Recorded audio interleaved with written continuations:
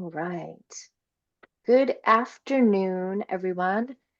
Thank you for joining us for our inaugural Spotlight on Literacy here in New Hampshire. And this is so great that you're here on a Tuesday afternoon after you've had a full day of school. So we really appreciate you. We love our people. My name is Teresa Starkey. Along with Bonnie Bell, I'm the co-vice president of the Reading League New Hampshire. Our co-presidents, Carol Tolman and Heidi Zollman aren't able to join us this evening. So make sure you don't tattle on us if we do anything that's not right. Joining us this evening, just give a little wave, you guys. We have Sherry McManus, who is our secretary, and Diane Mellum, Liz Cannon, Kristen Waddell, and Debbie Dubriel. And I think I have everybody right. And Holly Sturgill is our treasurer, but I'm not sure if she signed on quite yet. So let's get started here. We are fortunate to have members of the Northwest Elementary School joining us today. Northwest is one of the elementary schools in Manchester, and Shelley La Rochelle is the principal there. I'm just going to give you a little outline of Shelley's information. She began her teaching career in Manchester in 1991, and I love the breadth of her experience. She taught kindergarten, first, second, and fourth grades for 10 years before becoming an assistant principal, a role she held for another 10 years. She's currently the principal of Northwest Elementary in Manchester, New Hampshire. I think she's been in that position for 13 years. She has been an educator primarily in Manchester for her entire career and has served as teacher administrator of Northwest for 28 years. I just love that depth of experience being committed to one school and really knowing the people. So we're honored to have Shelley and her team join us for our first Spotlight on New Hampshire literacy initiatives. Shelley, welcome. And could you introduce your team and start off by sharing some information about Northwest's literacy journey? I would be happy to. So again, my name is Shelley LaRochelle. I'm the principal here at Northwest. I'm excited to share three educators who are going to work with me today to share our journey. But please know that as we go through this whole presentation, that they are three of many in this building. So first one being Michelle Macropole. She is our um, Title I reading supervisor, and she has been for 12 years, but has been in education for 29 years. Patty Hurley has been in education for 25 plus years, and she's been at Northwest for the 25 years. And Jen Gagnon has been a third grade teacher and taught in first grade for the last 16 years. So we've been together for a long time. I think it's great, but sometimes I wonder how they feel. It's a long time to be with me. So here are the demographics, a little bit of a background around Northwest Elementary School. It's a K-4 school. We're here in Manchester on the northwest side of Manchester. We have give or take 500 right now. It's 496, but sometimes we're over 500 depending on the week. We're a Title I school, SES at 54%. We have 25 general ed teachers and 7 special educators, 2 multilingual learner educators. We do need a third. If you know of anyone, please send them our way. And we have 3 Title I interventionists to include Michelle Macropole that I spoke of earlier. So let's get started. So our shift started when we adopted Amplify. It was a core curriculum that the district decided to take on 4 years ago, and it was a pilot, and I didn't know a lot about it. Northwest was a heavy balanced reading school. We were part of the Leslie Collaborative. We went down and did workshops with Gay Sue Panel. We were entrenched in balanced literacy. And but never that feeling of success like we're going to share with you today. For many different reasons that you've heard about, we've experienced it. The district decided to adopt Amplify. It is a science of reading curriculum in core, but I was hearing a lot of things about the rigorous language, and I didn't understand. So it was important for me as a leader, but especially a curriculum leader, to understand better. So from there, I quickly, because we didn't have really anything coming towards us as leaders in regard to science of reading, I quickly read Shifting the Balance by oh God, Yates and Birkins, I believe. And such light bulbs came through. I thought of when I was a first grade teacher, then all that we were trying to accomplish here at Northwest. It helped me understand the 5 pillars. So from there, I started everything that I was learning. I was a sponge. I would share in such a haphazard, not productive way, but it worked to a certain degree. I was just sharing what I was learning through podcasts, through articles, and staff were starting to go on board. And those who were um, just hesitant were listening. We didn't have a revolt by any means during this shift. If anything, doors were opening for the first time going into structured literacy. So I knew this wasn't ideal, but it was the best I could do. It was, and in all honesty, it was almost like an island by myself trying to understand structured literacy. So here's my haphazardness that I bestowed upon the staff was, let's try brain-friendly reading. It was heavily skills-based. It was what I was learning about. We discovered that that wasn't enough, but it was a great start, a great foundation to understand um, better about this skills instruction and foundational skills that are so necessary. We went into Hegarty. We started um, building more steam because teachers were in it and they were with students and they were seeing the effects of the phonemic awareness and the impact, the positive impact it has on students. Then it was, oh, we have these guided readers. They don't make sense, especially in the K-1 classrooms, those leveled readers, it doesn't work. So quickly have tried to get as many decodables, and we printed up so many because it was free decodable passages and little booklets and put them together, and teachers just were getting more and more excited because they understood. And then eventually we moved into UFly as a tier 2. These were all tier 2 pieces that we put together. But again, when I say haphazardly, I know the staff would probably come up with a better word to describe what I did to them. But they stayed in with me, and we had the best conversations throughout all of that. I learned a lot through the staff during these times. And then with administration, Lori Cloutier is the assistant principal here. So when I say I, it's always we, and we dug in and we did all that learning together.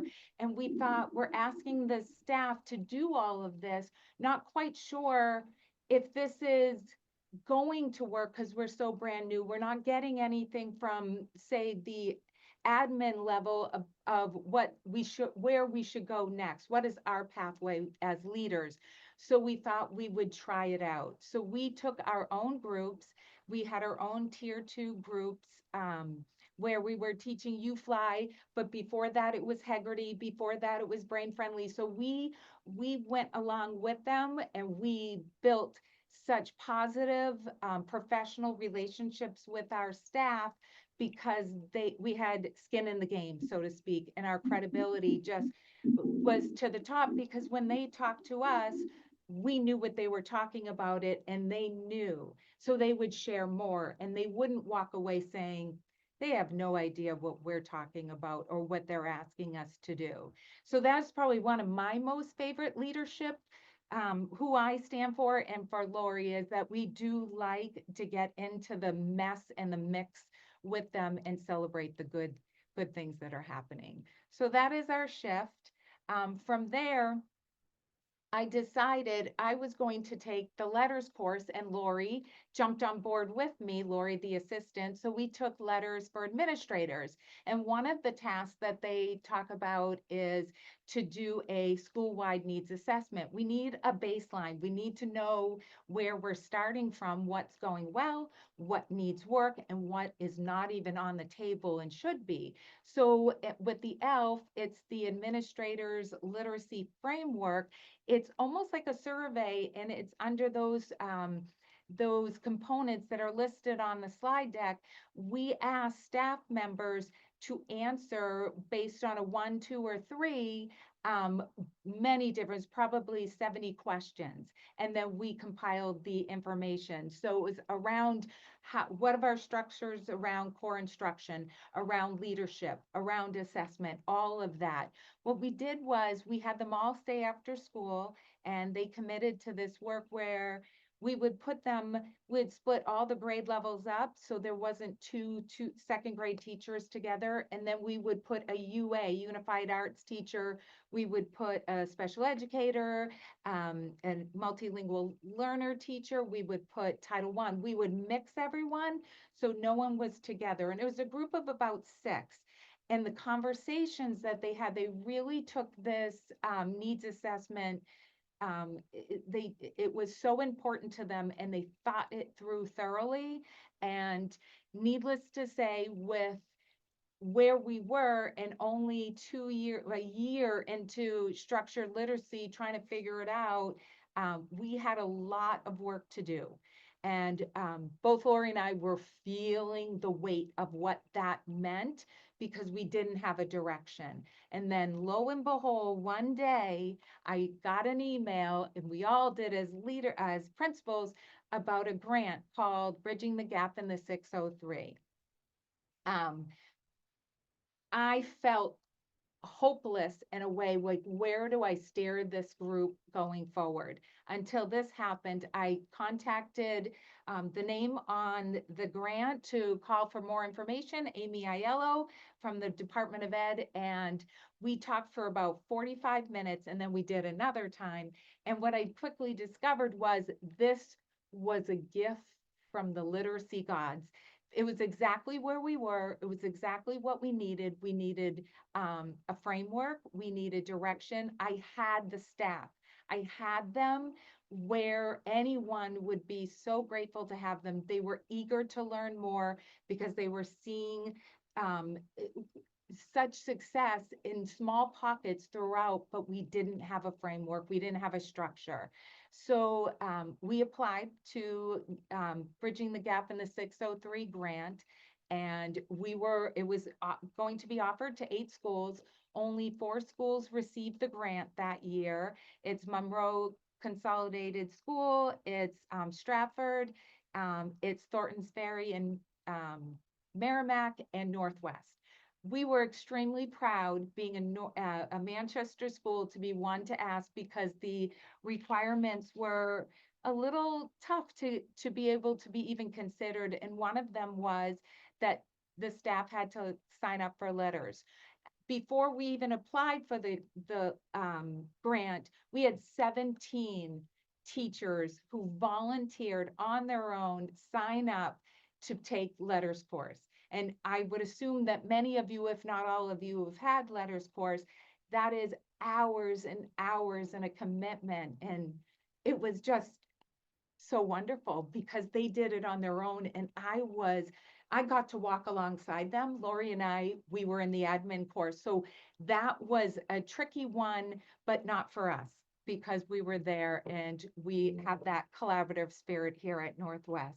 So it was wonderful to get started. There was lots of other things that we had to be part of. We had to be willing to create a literacy leadership team. That's a no-brainer. It's just, they helped us on how to make it work based on contractual demands. It's just a lot, and not burdening the staff as it is, because as we all know, there's a lot going on in our classrooms today, and there's a lot of need for these students. So in spite of all of that, they wanted more for their students, and we got accepted. So that was really exciting. From there, I'm going to send this off to my friend Jen, who is a third grade teacher, like I said, and if she could just share the journey from the perspective of a classroom teacher. Again, Jen is speaking on her behalf, but it really is on behalf of all the teachers who teach literacy here at Northwest. Thank you, Jen. Yeah, so for me, just like a lot of teachers that I've talked to, we always felt kind of stuck in what we were doing with reading. We weren't seeing children move. Year after year, kids were almost stuck in the same spot. So when letters came around, it almost was a no-brainer. And we signed up on our own through the state, and it was interesting to start talking to the other teachers. It was during the summer. We were all starting to talk, hey, I signed up too, and I signed up too. This might be something that could actually help us. From there, 17 of us began our journey. And as Shelley said, Shelley and Lori were also in their journey and started to say, hey, I read Shifting the Balance. Several of us instantly took up the book. It was kind of an eye-opener, as she said, for us to sit there and go, we're finally finding something that makes sense. We could really make a difference. So from letters, we moved on. If you want to hit the slides, Shell. As she talked about brain-friendly and decodables, as we were learning in letters, many of the facilitators were talking about UFly. Talking with Shelley of, there's some really great things out there. I wonder if we can do something a little different. And Patty Hurley was really instrumental in talking about UFly as well. We had a lot of conversations too. From UFly, we started to learn that we could actually work with different pockets of students. Shelley and Lori were great at saying, let's make this win time. We get about 45 minutes a day with students. We share our students across third grade. The part that I like most about that is that I can talk and collaborate with my team, and that includes special educators, that includes ML teachers, that includes paraprofessionals, how our kids are doing. What is it that we need to add into our literacy to help continue moving them forward in their areas of need? From there, working with the group, we also look at data together. I think it's very important to have data on our students because we can actually see, are we making a difference? Or is there something that we need to really step back and look at? Is there a part that they might be missing in their literacy journey that we could help support them? One of my favorite stories, one of my students, her whole perception of herself was that she was not good at academics. Her parents were like, well, she's not good at academics, but she's really great at art and singing. Last year, after working with her in WIN group and working with the other teachers that supported her, this student now is on grade level. I've never seen that in my career using what we used to do in level guided readers. I never saw that. They always stayed kind of where they were.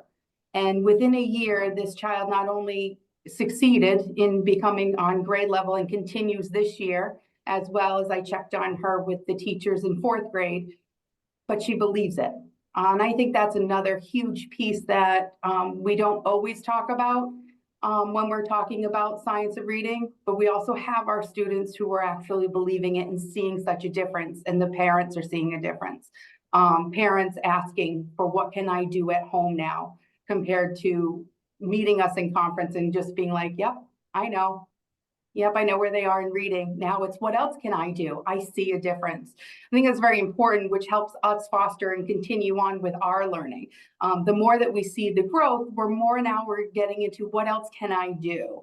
And this journey is really kind of taking a kind of soaring, I would say, at Northwest of others saying, what else can we do? How else can we help promote other children feeling this way? And I wouldn't say I'm the only teacher who sees those differences happening. Thank you, Jen. So next we have Patty Hurley and Michelle Macropole, who are going to speak on the coaching model. We have never had a coaching model here at Northwest that's so intensive and to include the training that they've gone through. This is part of the grant, the 603 grant. That includes the training to really lift teachers where they are. So I'm going to leave it up to Michelle and Patty to share about the coaching model.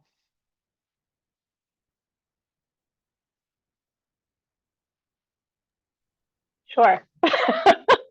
So Michelle and I had, as part of the grant, the opportunity to participate in a training for ourselves and the other coaches from the other schools in New Hampshire, and the Hampshire Department of Ed contracted through the National Center for Systemic Improvement to provide a coaching model that's grounded in the concepts and fidelity of the letters material, right? The knowledge base of letters. So that's that deep knowledge base where Michelle and I and the other coaches had to be participating in letters, which we were, and get the whole focus being to help teachers as they're getting all this new knowledge, bridge that gap between research and then their classroom instruction. So what's that why behind it, and why you're doing it, and what does that look like for students, and where are we going to get that leverage? So it was a volunteer process. So there are, in terms of the teachers participating, they for the grant purposes, had to be partway through letters, at least halfway through. But other than that, it was voluntary. Nobody had to be coached. It wasn't like, you down the hall, you're really struggling and we're going to go work with you. It's like, I want to do better. And I'm a teacher, and what do we do as teachers? We work by ourselves, right? and we don't really get feedback because we're in a room by ourselves. So people who were willing to be vulnerable, and using the protocol that was put out by the NCSI group, and there was part of that vulnerability was also a promise of confidentiality. It's actually signed by the teacher and by, so the practitioner I'll speak to is the classroom teacher, and then Michelle and I, or I as coaches, and then Shelley as the administrator, that she won't ask us. And that it's not evaluative. It's all about a lift, right? It's all about doing better for the students. And, where Shelley stared at the beginning, how 17 people signed up over the summer when, the letters round one was opened up, there's a lot of buy-in for lifting up the teachers. So I'll let Michelle talk about the actual coaching cycle if she'd like to, kind of the steps that are part of that. Sure. So the National Center for Systematic Improvement gave us a tremendous amount of professional development prior to taking this on. And I believe it was Jennifer Pierce that led us through the different steps of the coaching cycle. So step 0 was more or less just meeting with the practitioner and really talking to them about what to expect. We'd be looking at strategies that we've learned in letters, and we're working to apply them into our lessons, and just an overall introduction to what we're looking to take through the process of the cycle. So step 1 was the pre-observation meeting. So what's your lesson going to be? What's your goal of your lesson? What do you want the kids to get out of it? What are you looking to learn from it about your students? And we'd start the discussion there. And then we would move to step 2, which would be the in-class event. And with that, it really was just documenting, what did the teacher say to the class, and then what did the students do? How did they respond to what her instruction was? And we just documented that. And then from there, the last step, which was, I feel like, my favorite, because we get to celebrate all of the things that we saw through the process. So any strategies related to letters is a fidelity tool that we shared with them prior to starting. Like in step 0, we give them the rubric that we'll look through and the different components. And we would go through that together. And it was really affirming for the teacher. I think because they've spent such a great amount of time with their professional development. And then when they saw all of the things that were noted by what they did in their lesson and how the students responded, we wrote up some statements for them and we tied it to research, and it was amazing what we saw through that. But then also we would look and say, okay, if we didn't see something from someone or these particular group of 2 or 3 students, what are we going to do next for them? And the conversation that we had around this was amazing. And it was great because we really had carved out time to do it, because there's a lot of time there's professional conversations we want to have, but we don't have the time to do it. So with this cycle, it really lends itself to constantly revisiting and reflecting on your teaching and looking at data and seeing what your students are doing. So this cycle has been really effective. We've had, as Patty said, people volunteer. People came to us at the start of this school year, and we didn't have to have like a pre-meeting around what this is, because it just generates such great professional conversation amongst people in the building. Thank you, Michelle. What I would say and add for the building level is that once they went through a cycle, we didn't go looking for it. We respected that confidentiality. However, they were so excited about their growth that they would come and share and ask, please come into my room. I want you to see it. And the very next day we're in the room observing that. And they would share those statements. And it was such a feel-good moment because they're actually taking a moment to reflect on their learning and reflecting on their teaching. And it's critical. And I get to see it, just how powerful that is to coaches in the building and going through a full cycle like that. It's really amazing. So I'm going to stay with you, Michelle. And as the Title I supervisor, how do you support the staff? We were heavily into guided readers and we don't use that anymore. We didn't have the materials. What did you do to ensure that the teachers had what they needed to teach in a structured literacy way? Well, first, I really looked at what we had. I met with Shelley and Lori and Patty and different people in the building. What do we had? We found out that we had a lot of guided readers. As Patty said, we did have some things. We did have some passages, decodable passages. We had some stuff through Brain Friendly. We had some magnetic letters, not a lot. So we took an inventory. And then from the different observations that Shelley and Lori had around what was needed, different teachers reaching out, what they'd really like to have to be able to teach the way they wanted to, student data, like we just looked at all kinds of different pieces. And then we took the budget and said, what is it that the building needs? And one of the highest needs was decodable text. So I remember being in Shelley's office, looking online, trying to figure out what the best purchases would be to make. And one that we made was through Cypress Voyager, and we got some decodables for K1. And then we also got some for the upper grades that were high noon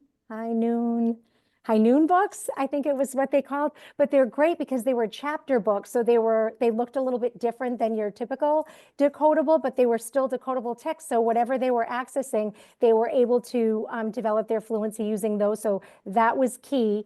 As Shelley said, we did get UFly manuals for every teacher, but we didn't always have the parts that went with that. We needed to order magnetic letters. We ordered magnetic trade so that they had the multisensory tools to be able to do the lessons. We got line dry erase boards. We got some for sentences. We got some for words. Like anything that the staff needed around UFly was purchased.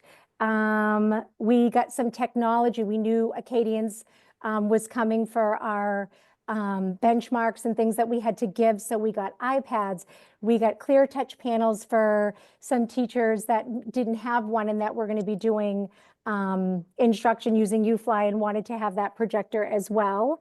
Gosh, I'm trying to think if there's anything else that I'm forgetting, but basically we just organize the budget in that way. It's more about what are we hearing in PLTs? What are teachers asking for? Because they're really good. We have a staff that goes to administration. Hey, I'm doing this in my classroom. I need these materials. So if we don't have the money right there and then, we make note of it. So when we get carryover money, that's highest on the priority when it comes to the work we've been doing around the science of reading.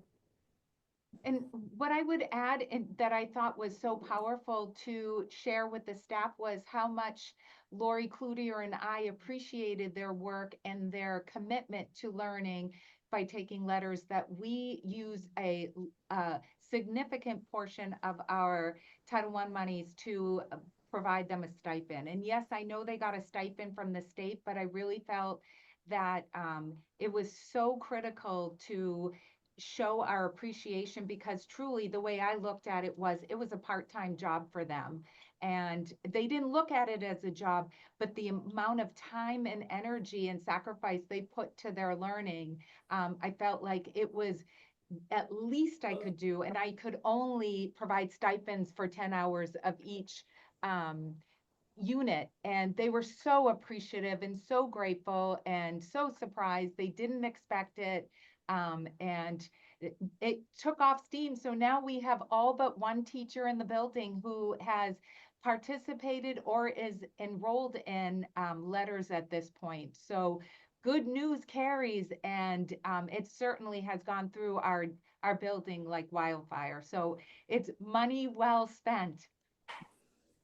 So from here, I just want to share a little bit about the open communication. I think it's critical in the role that I'm in as a building leader.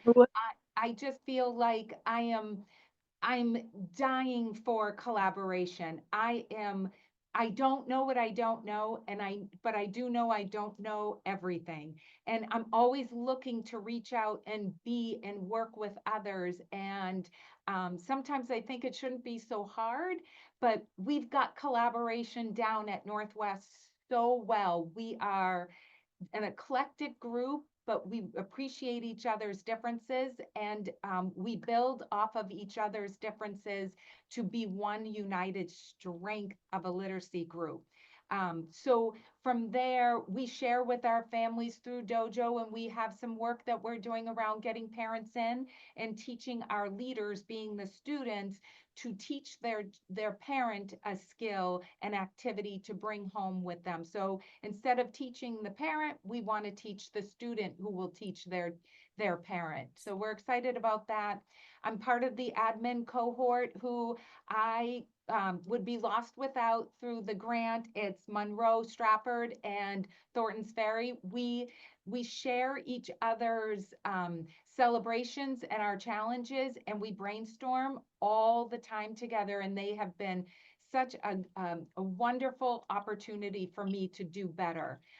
Amy Aiello, I talked about her. I'm talking to her almost on a weekly basis and just throwing ideas out, because I have to always be asking and talking, because I think that's what good leaders do, and because I don't have all the answers. And then Colleen Blanchard, who was with us year one of the grant, and Haley Simity, who now is with us with the grant. She is working with our coaches, and she works with myself and the leadership team. We have many people on the leadership team. I think it's a team of 8 of us. And we work on our action plan. We did a needs assessment that was a smaller scale of the ELF with just the leadership team, and we created action plan based around family engagement, based around procedures around instruction, and data analysis and or data decision making. So she is one who supports us in year 2 as we keep building that momentum and working together as a school. Our next one is I work with the the SAU administrators, the assistant superintendent, I'm starting to work with her. She's starting to ask questions.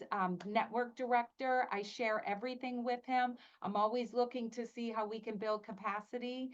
School board representation, I know that there is one here today that I noticed. So grateful that she's here, and another who wanted to be here but couldn't be. So it's always great when a school board knows the good things that are happening, in addition to the other things that you hear on Facebook and all of that. It's important to hear about literacy and what's happening. And then I'm just always looking to talk to others in the science of reading world. Leslie Loud, I've talked to, I know many of you have, and I'm still over the moon. Dr. Tolman. It's just really, Dr. Tolman has come here and visited. I know she's done that to many schools, but I can't tell you how much I appreciated, how excited the staff was to actually have a conversation with her in addition to myself. So communication is the key. We have to collaborate. We have to learn from each other, and I fight for it all the time.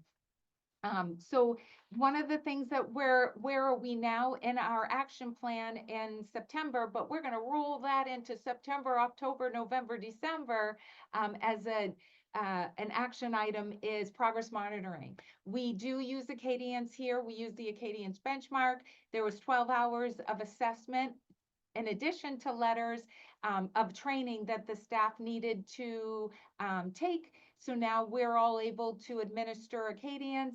And now we're going into the world of Acadians progress monitoring. We're a month and a half in. Ooh, it's so amazing the conversations that I'm having with staff members, but I also know that they're having in their, hallway conversations to their PLC times, and then as well in our PLT time, especially next week, we're going to be talking about progress monitoring. We've got okay, we know that they need where they are through the benchmark data. Now we're going to progress monitor, and we have been. What do we do with that information? And that's just exciting. I know I'm so over the moon about what that's going to look like for us, because we can't keep making guesses. And this progress monitoring is going to be the answer when we drill down to a sub-skill and work on it and be clear about it. We're trying to get all hands on deck, not with the administering, but we're getting paraprofessionals. We have interns in this building. We have City Year AmeriCorps. We're trying to get all hands on deck to work with kids to practice a skill in whatever activity that looks like. And in order to do that, we really need to monitor progress so we can change and adjust our instruction when we see it quickly not working. And if they get their mastery quickly, which it has happened, they're moving on, and we're not waiting till middle of year. And that's what we've done in the past. So it's super, super exciting to see the conversations at this point and where this is going to go. We're 5 weeks in, and where it's taking up steam for sure. Oops. And then I wanted to ask, does Jen, Patty, or Michelle, do you want to? Oh, I went too far. I needed to go back. So do you want to add anything in regard to progress monitoring? We have special educators talking with regular ed and having conversations about an individual student all the time, instead of it being, and it hasn't been like that, but we're really, really specific about our conversations instead of special ed and regular ed here, or multilingual learner teacher is an island by herself. It is truly an all hands on deck approach here at Northwest. But I'll stop talking. Patty, Jen, or Michelle, anything in regard to progress monitoring? That's our big focus right now. I'll add Shelley. This is Patty. From the special ed perspective, having the data management platform where everybody sees the same data, whereas in the past for a lot of the IEP goals, the data was like kept in a folder on my desk and I had to go and get it, and this is something that everybody has access to ongoing.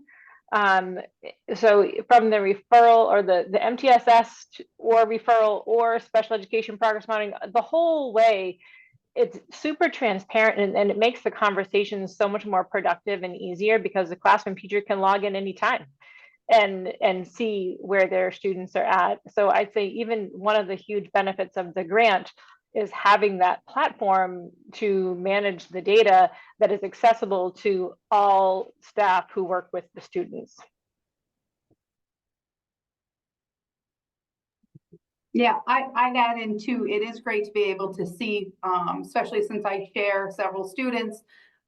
If I'm noticing something in my classroom, are they noticing it too? It makes an easier conversation to have between special educator and Title I teachers on what we're noticing. We have tangible now evidence of where we need to go and what might I need to add in maybe 3 to 5 minutes a day with a specific student to help support them in their literacy.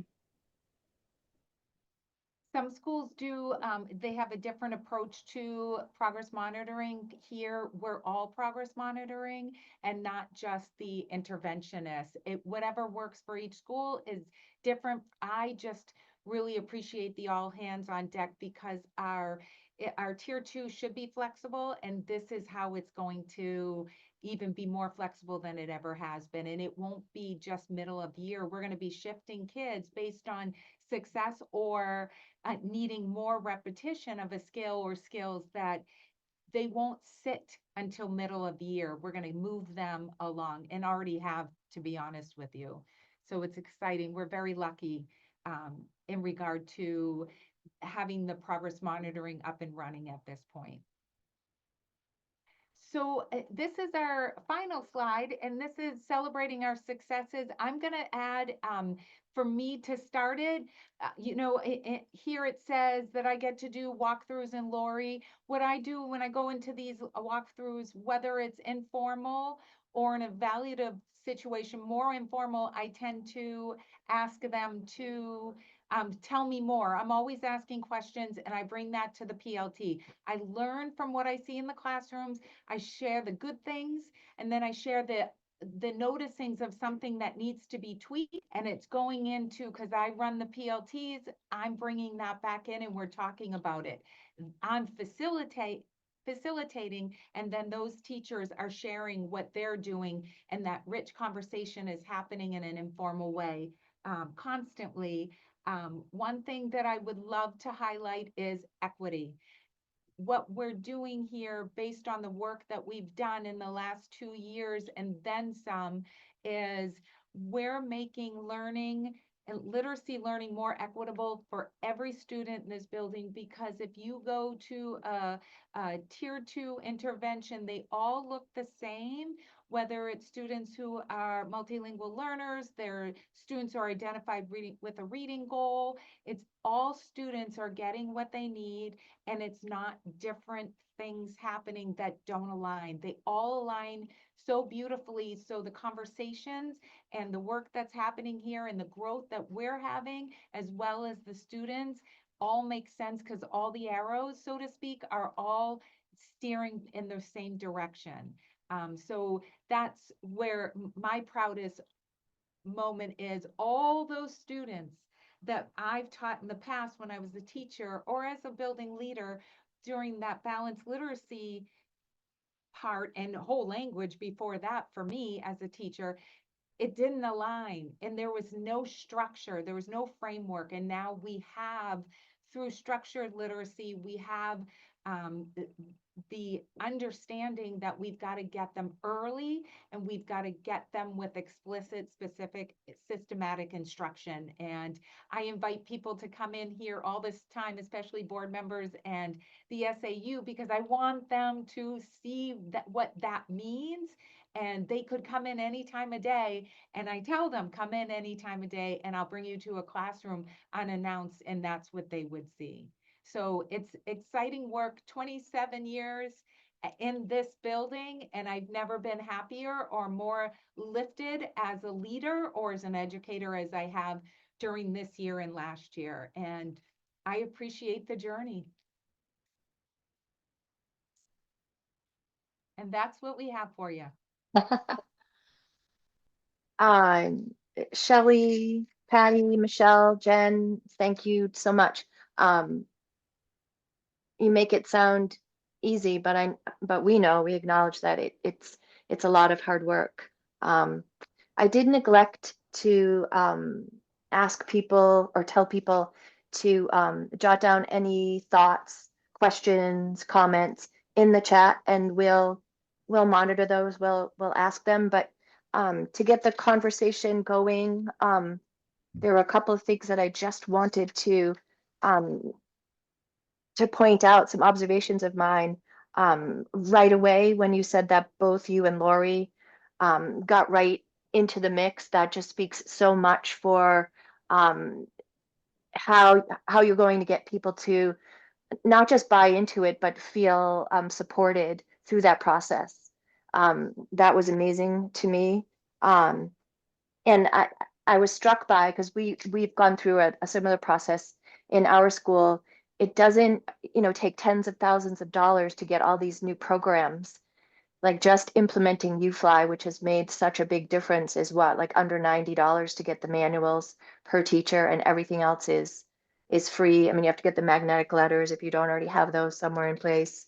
But just the fact that asking the staff, what do you need? What can we do to make this work for you is so important.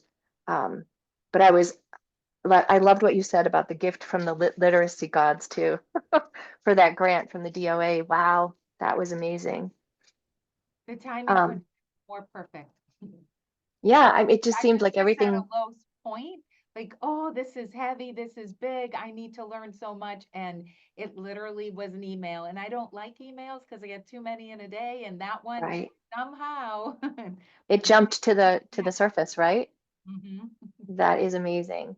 Um, I think my question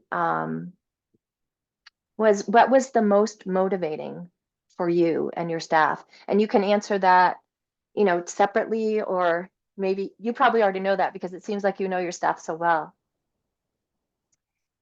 Ugh, so for me, without crying, Oh, these children, and they're leaving kindergarten.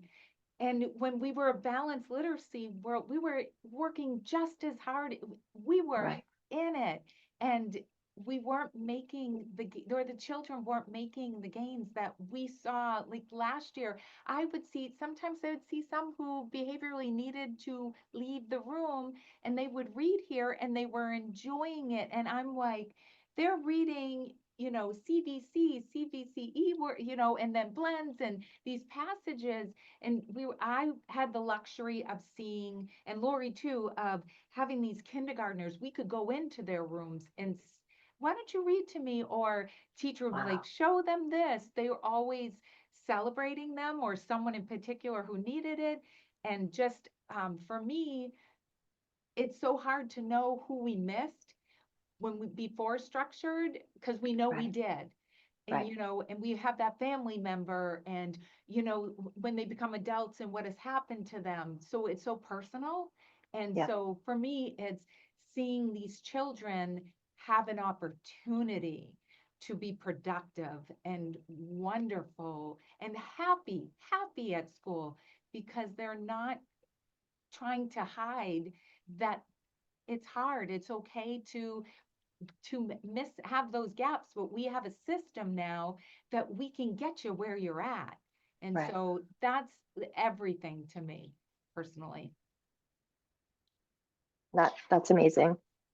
Um, I was thinking about the that coaching model that you were able to implement. What was the name of that? The National Center for, is it Sys- Systematic Improvement?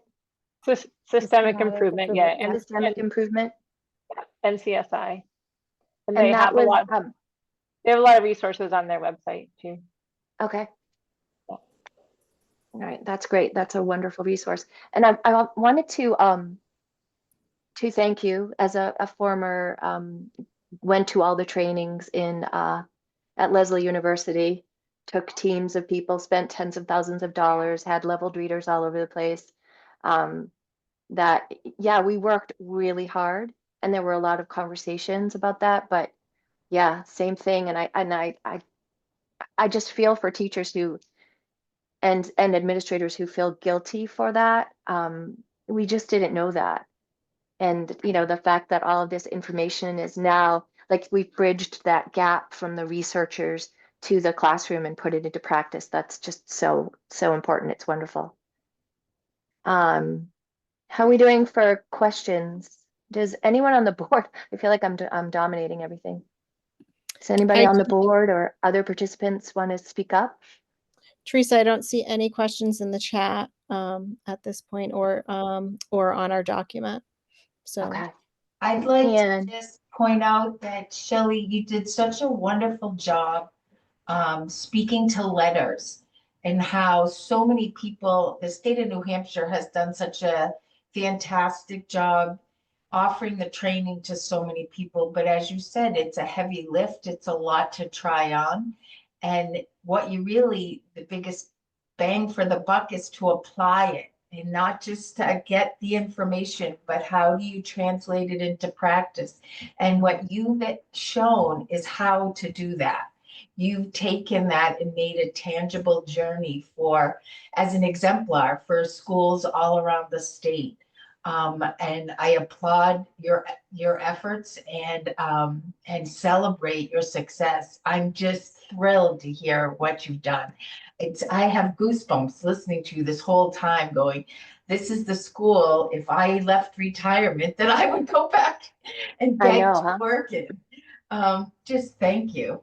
It's a team approach, and I know people say it, it's the truth, truth, truth. It's a team approach, and we all lift each other and we all lead each other, and people are willing to take risks here, and laugh about it when we fall and laugh at me when I do. And it's I'm very fortunate to work with a staff here who's willing to take that on, because it wasn't me. It was, we want to know more. I'm an educator who wants to know more.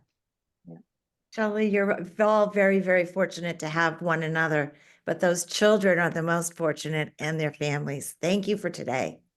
Yes. Thank you.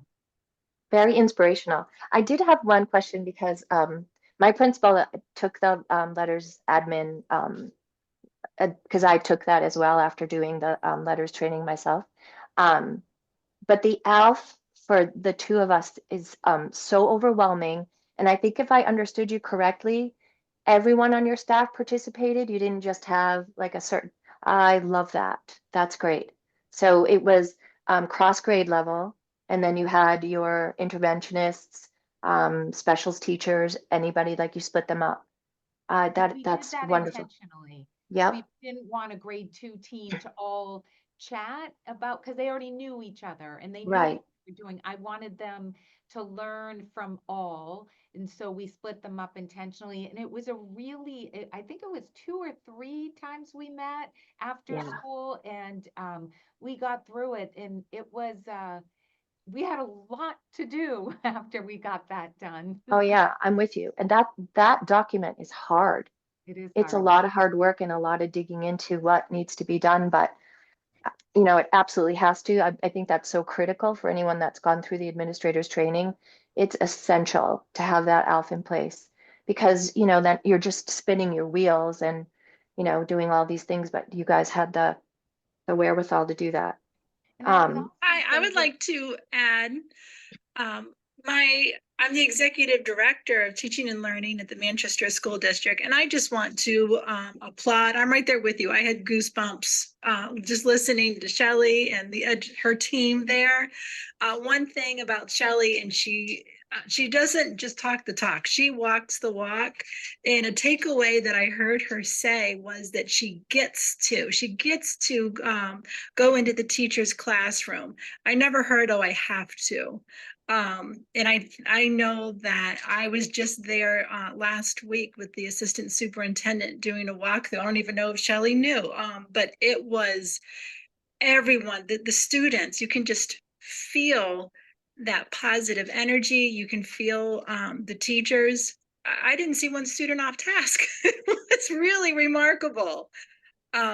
So just lots of just enthusiasm going around. Thank you. And that's Shelley and Lori, the assistant principal. We're both in it together. Absolutely. You did say that it was definitely a team process, and that shows. It has to be. As a leader, we have to be in it. There's so many times that you read articles or people talking, or even like when I spoke to someone and they came from a different district, I don't even remember where, and they're like, my principal would never do that. How do I get my principal? And that's heartbreaking. But I also know that has to go from the top too, that the SAU level needs to support it. They can't support it if they don't understand it. And if they don't ask any questions, they're never going to understand it fully. Right. So that's my biggest fight is the staff. We're on it. They can run this building on their own. I just is to try to get the administration to see value in structured literacy, in letters, in all that comes around by just asking questions and wanting or asking with a purpose, I suppose, Yeah. not just because, oh, that'll help make Shelley happy. I would Oh, like to build capacity because, I'm going out to other districts to get what I need to lift me and right. for, more and more districts to jump on board and just be all in and not part Right. because they've heard from one person, like really do the work that's involved. And maybe ask a teacher or two because they're the ones in the trenches. Yeah. And that's, you just, you and your staff highlight that this isn't one of those, how you get, oh, here we go again, another initiative, another cycle, and this is going to change in another couple of years. It has something lasting about it that's so important because, and another thing that stuck out in my mind was that why. Now you know the why of all of this work, which is so important. Um, we want to make sure that we honor everybody's time. So I think I am going to Can I just give a share. huge shout out to the Northwest team? I'm Oh, Pelletier and I love it. work in the district, and I just can't say enough about the true team approach, the ability as a leadership pair. They walk the walk. Shelley actually has taught you fly lessons. She like she said, she took letters training. It's just so impressive, and she's a captain that brings everyone in the same direction, but they want to work together. And it's truly remarkable.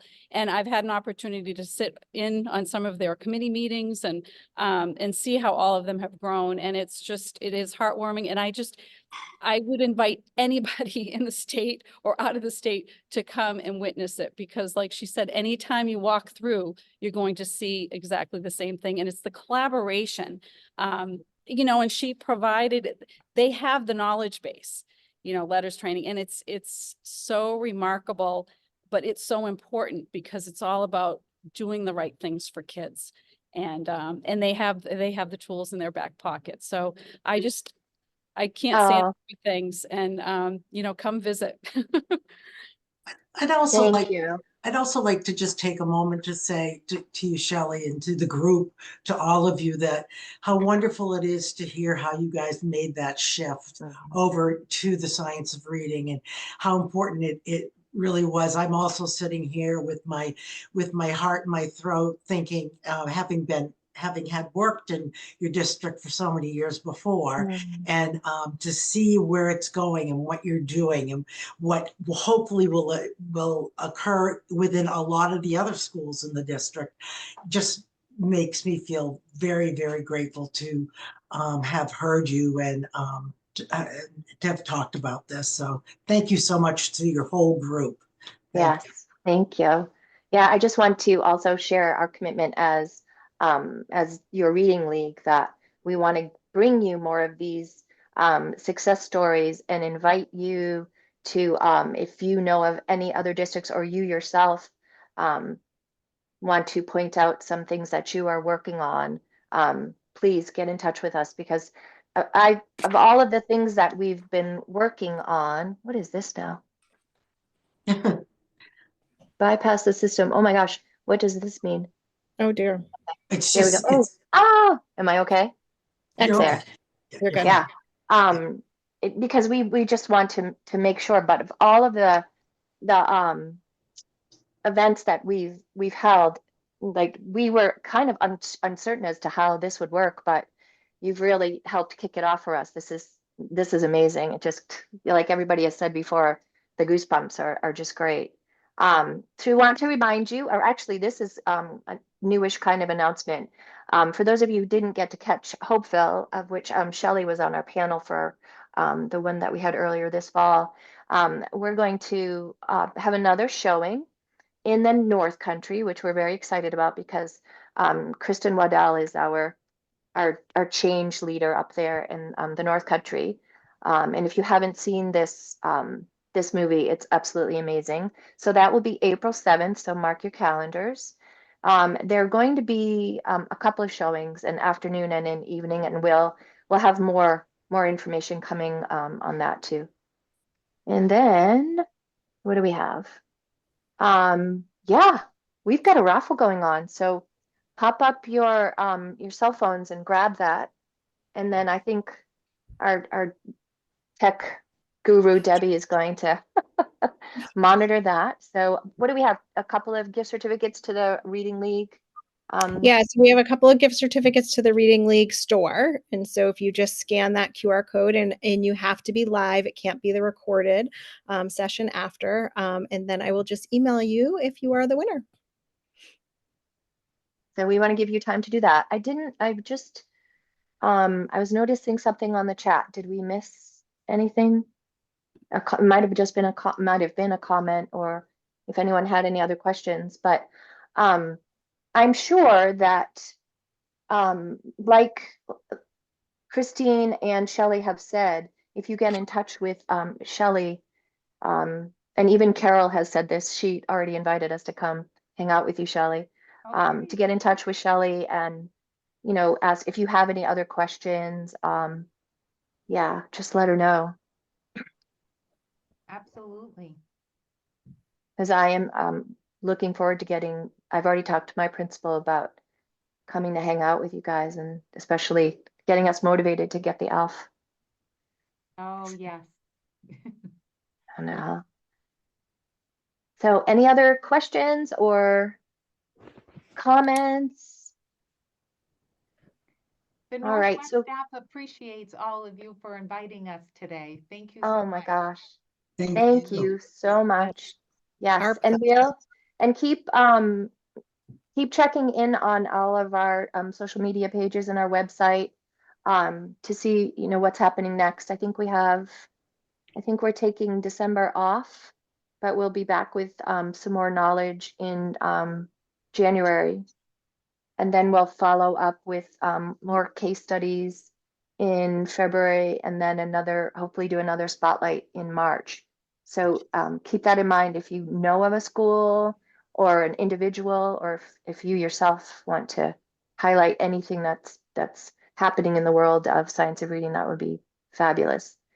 So once again, thank you to Shelley, Patty, Michelle, and Jen, and to all of you for joining us this evening. It's already dark. Oh no.